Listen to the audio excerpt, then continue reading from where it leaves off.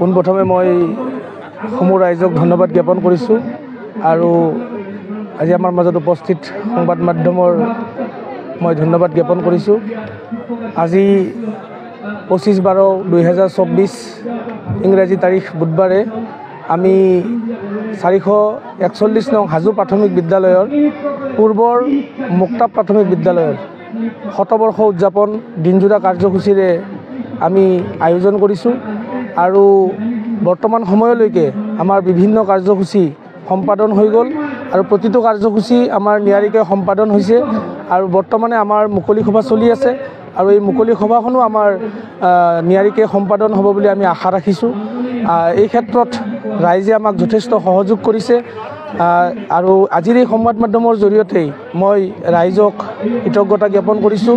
লগতে আমাক যিসকল ব্যক্তিয়ে আৰ্থিকভাৱে সহযোগ কৰি আজিৰ এই অনুষ্ঠানটো সফলমণ্ডিত কৰাত সহায় কৰিলে মই তেখেতসকলক ধন্যবাদ জ্ঞাপন কৰিছোঁ আৰু আমাৰ উদ্যোক্তাসকলে যিখিনি কষ্ট কৰি আমাৰ এই অনুষ্ঠানটো সফলমণ্ডিত কৰিলে তাৰ কাৰণে মই উদ্যোক্তাসকলকো আজিৰ সংবাদ মাধ্যমৰ জৰিয়তে ধন্যবাদ জ্ঞাপন কৰিছোঁ আৰু অনাগত দিনত এই শিক্ষানুষ্ঠানৰ সৰ্বাংগীন উন্নতি কামনা কৰি মই সামৰণি মাৰিছোঁ।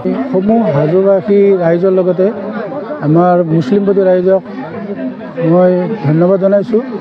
এই আমাৰ যিখন 441 নং হাজো মুক্তাব বিদ্যালয় 1924 চনতে স্থাপিত হৈছিল বুলি আমি গম পাইছোঁ, কিন্তু আমি যিটো ৰেকৰ্ড পাওঁ সেই ৰেকৰ্ডটো আমি 1954 চনৰ পৰাহে পাইছোঁ। আমি তাৰ আগৰ আমাৰ ৰেকৰ্ড নাই, নহ'লে আমি পুৰণা ৰেকৰ্ডৰ ভিতৰত আমি আজি 100 বছৰ হোৱা হিচাপত আমি শতবৰ্ষ উদযাপন পালন কৰিব লৈছোঁ ৰাইজৰ সহযোগত।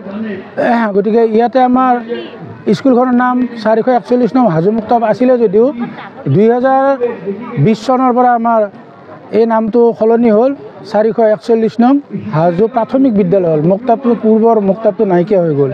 যা নহওক, এতিয়া আমি ৰাইজৰ সহযোগিতাত হাজো মুক্তাবে হওক বা আমাৰ 441 নং হাজো প্ৰাথমিক বিদ্যালয় হওক, দুয়োখন লগ লগাই আমি এটা কৰি কিনে আমি এতিয়া এই শতবৰ্ষ উদযাপনটো অনুষ্ঠিত কৰিছোঁ।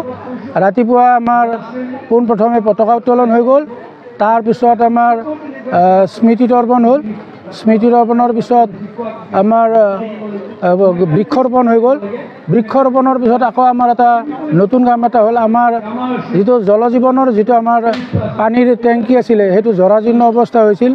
আমি এজন ব্যক্তিক কোৱাত তেখেতে সেইটো পুনৰ নিৰ্মাণ কৰি দিছে, গতিকে সেইটো আজি উদ্বোধন হৈ গ'ল।